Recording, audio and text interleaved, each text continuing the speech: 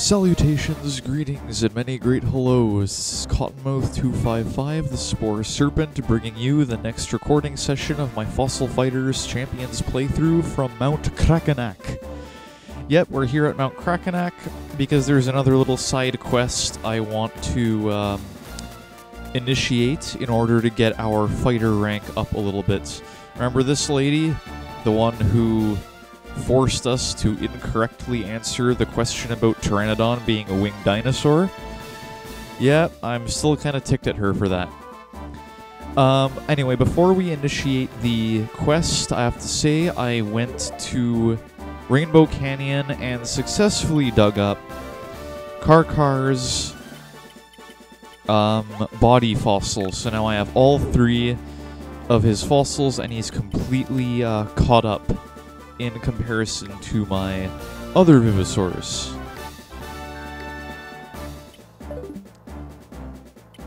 Alright, now on with the storyline. Right, all ready to roll. Now all we need now is a fighter who's up to our quiz challenge. Well, excellent timing. Might we interest you in taking our quiz again? Why not? We need those points. You know the drill, I ask questions and you choose answers, as seen on TV. It's time for the What Do You Know Dino Show. Hello folks, I'm Tess Score, your intrepid MC. Okay, don't know if that's really a word. Once again, we're shooting this episode in picturesque Caliosteo Fossil Park. This time around, we'll be testing a fighter's socket-to-him smarts with our Battle Quiz Challenge. Today's challenger is a familiar face, Volantes. Remember this fighter from last episode, faithful viewers? Just like last time, I'll lob you some simple questions and you'll volley back the answers you think are legit. Here we go, it's the What Do You Know Dino Show. Question 1. Nygo's fossil rocks can be excavated at the Jungle Labyrinth. What is its element type? If you use Nygo, I've used Nygo before, he's a pretty capable Vivosaur, so if you use him, you'll know he's of the Earth affiliation. Righto! Nygo is an Earth-type sauropod. Nygo is tricky to use because it enters the battle sound asleep. On the other hand, its stats are far superior to those of other sauropods. This narcoleptic beast could be a real game-changer if deftly used. Let's move on to question 2. In a fossil battle, you need to worry about range just as much as an opponent's elemental type. Which of the following Vivosaurs fits this description? The greater the range, the grander the wallop. Well, obviously, she's talking about long-range class Vivosaurs because they hit their hardest when the attacker or the opponent is of a longer distance away, I suppose.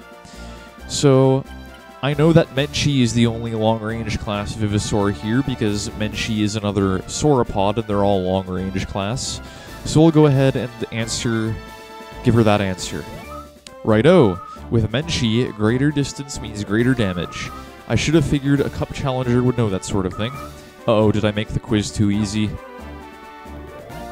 Long-necked or long-tailed Vivosaurs like Menchi can launch mighty attacks from miles away. It's too bad they're such lumbering behemoths, it makes their speed slow. This has been Test Score, bringing you the What Do You Know Dino Show. Another quiz conquered to make this look easy. Please accept this as our thanks. More icons. And a level up. Thank you. Fighter level 8. We now charge 140 FP per turn, and our max is now 400. Awesome. Here's hoping we meet again. Your rating is gold. We'll definitely ask you back. Thanks in advance. Now, I believe you can also find them one last time in Hot Spring Heights, but we're not going to do that right now. We're going to head to the new dig site we unlocked in the last recording session, Icegrip Plateau.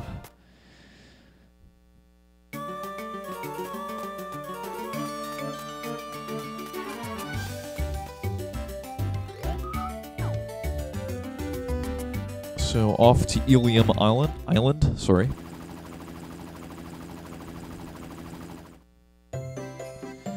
And this way to Icegrip Plateau, head northeast.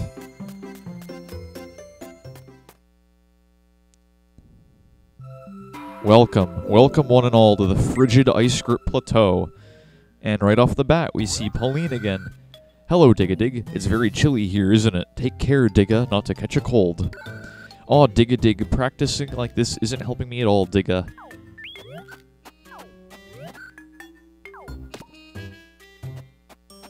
Hey, Pauleen. You were spying on me, weren't you, Volantes? Well, Pauleen, you're kind of right out in the open, so it's kind of hard not to. Wait, what? You also spied on me back at Hot Spring Heights? You are a terrible person, do you know that? You don't spy on people when they're embarrassing themselves, and you especially don't do it twice. I'm sorry, I guess it's not really your fault. So, I guess you want to know what I was doing just now, huh? Well, I'll tell you, Volantes, but only because it's you. I was practicing how to talk to people. Oh, I admit it, I'm a fraud. I act boastful and snobby, but I'm actually totally shy and terrified. I can't even talk to people. I get nervous and jittery, and then everything just falls apart. Whenever I meet someone I don't know, my face gets red and my tongue starts tripping on itself. Anyway, the only way I can get around it is by wearing this mask. It's a magical mask, see? It gives whoever wears it a cheerful, sunny personality, and a generous dose of pride. It's one of my village's greatest treasures. Oh, I should have known you were from Dig-a-Dig Village. And yet, I want nothing more than to be free of this mask forever. I want to talk with my own voice and see with my own eyes, but I'm too scared to do it, so that's why I was practicing. So, what do you think, Volantes? Will I ever be able to take off this mask? I suppose so. All she needs is a bit more confidence in herself. Really? You really think so? It's kind of funny, but when you said that, I actually felt a little more brave. I'm going to keep trying, and I'm going to fight with everything I have. And before the cup ends, I'm going to take off this mask for good. I swear it, Volantes, I'm not going to let myself fail. Just, maybe you can cheer me on when I do it, okay? I'm glad it was you who saw me, Volantes. I think I would have died if it was anyone else. Still, I should probably find someplace even more secret to practice, huh? See ya, Volantes, and thanks for listening. Well, with that said and done, Icegrip Plateau has a variety of awesome Vivisaurs for you to dig up. There's quite a few new ones, and there's also quite a few old ones, but the thing they all have in common is that they are all pretty good Vivisaurs for you to use, even at this stage in the game. Yeah, lots of water types, lots of neutral types, and a couple of earth types can be found on this plateau. And yeah, they're all really decent Vivisaurs. Hang on. Is that a familiar face lying on the next plateau over there, on the next iceberg? It is. It's Professor Scatterly. A roaring fire and snuggly blankets. Fresh hot chips and pickled kippers. Yes, quite. He's asleep on the ice. He'll freeze to death. Hey, Todd. Brr, it's really cold. I bet if you fell asleep here, you'd never wake up. Oh, okay. Let's wake this guy up then. Holy crow, someone did fall asleep here. Come on, Volantes, we have to wake this old guy up before something terrible happens. Up and at him, Professor Scatterly. What? Good heavens, I appear to have fallen asleep. How terribly careless of me, what? By my stars, if it isn't Volantes, I appear to be in your debt yet again, my young rescuer. And you are a friend of Volantes, I presume? Yep, I'm Todd, and nice to meet you. Well met, old bean. I'm Professor Nigel Scatterly, curator of the Caliosteo Museum. I've dedicated my entire life to studying the history of these islands. I say, I have a capital idea. I should acquaint young Todd here with the history of the Caliosteo Slablets.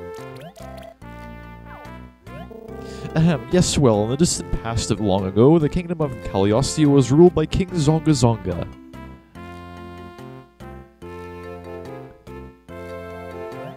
And that is everything we know so far. Yes, quite.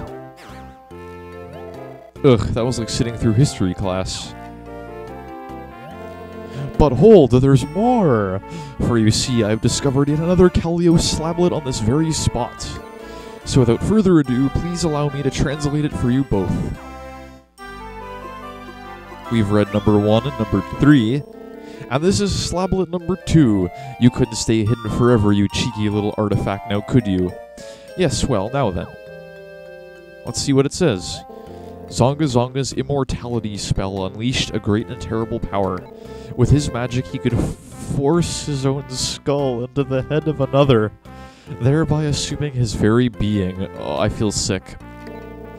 By taking over new bodies as his current one aged, Zongazonga assured himself of eternal life. Oh, that... I could never do that. That unfortunate victim chosen to give his body to Zongazonga was known as a majestic vessel. To be chosen as a majestic vessel was a fate worse than death, and the people feared it above all else. Oh dear. The good heavens, it seemed Zongazonga was nothing more than a common magical body thief. Not that there's anything common about that, eh, what? I say, this is all quite fascinating, don't you think? I think it's probably a good thing he's no longer around. I wonder if the people of ancient times endured Zongazonga's rule across countless generations. Or perhaps they were clever enough to confront and defeat this terror. By my knickers, this gnaws at me. I must know what happened to those poor people. What's going on? Howdy there, pards. It's me, Joe, and I'm afraid we've got a problem on our hands. I need the patrol team to mount up and gather in my suite immediately. Oh dear. Joe sounded worried. We better get over there right away.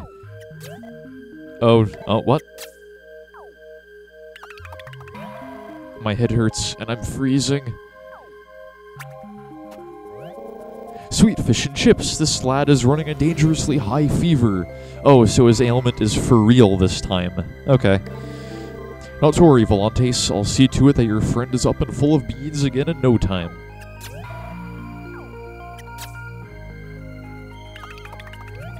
Sorry, Volantes. I don't think I'm gonna make it to see Joe.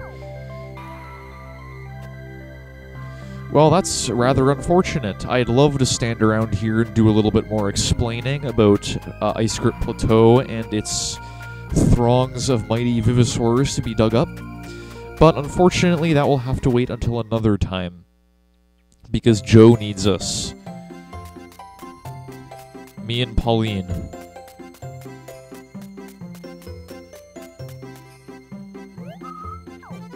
Back to Cranial Isle.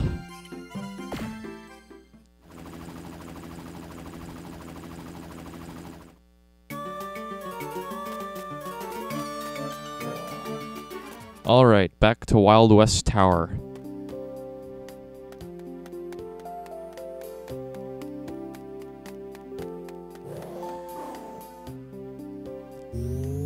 Up we go.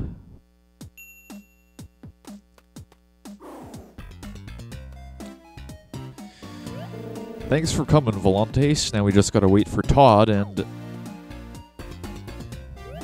What's that? Poor feller caught himself a cold? Now don't that just beat all? Well then, I reckon this is all the patrol team we're gonna have today. Actually, Rupert should be here too, but yeah, he had some father issues and whatnot. Incidentally, I was out looking for Karkar's fossil in Rainbow Canyon, and I actually ran across Rupert there. Seems like that's where he's hiding. He didn't say anything when I talked to him, though, which was a little unfortunate. Anyway, what's this about, Joe? You said it was serious. Keep this under your hat, but some varmint went and stole our Super Electrominites. I recognize that term. Super Electrominites are extremely rare fossils that put out a near preposterous amount of energy. In fact, this entire fossil park runs on just 3 Super Electrominites. Wow, imagine how many minecarts those could power. Anyway, a little while ago, 3 intruders busted into the park's fighter stations. I wonder who they could be. They went straight to the generator room and made up with the Super Electrominites. We're running on regular Electrominites right now, but I reckon them boys ain't gonna last much longer. What happens then? Nothing good, I'm afraid. Lights will go out, auto doors won't open, KL33N and all them VMMs will fail. Ah, poor little robot. Such a helpful little guy. We'll pretty much be sitting in the dark, I reckon, and forget about cleaning or reviving your fossil rocks. That's terrible. It would be the end of the entire Caliosteo fossil park. I know. That's why we gotta recover them Super Electrominites as soon as possible. I've heard rumors the culprits are hiding out at one of the dig sites. I sent Stella, Terry, and Kent out to try and track them down, and I'm hoping y'all can join the search. Of course, I won't stand by while a bunch of jerks shut down this park. It does my heart good to hear that, little lady. Anyway, I'd like to search out at Icegrip Plateau. Good luck, y'all. Let's head to Icegrip Plateau. Well, sounds like the BB Brigade finally thought up a plan that makes sense.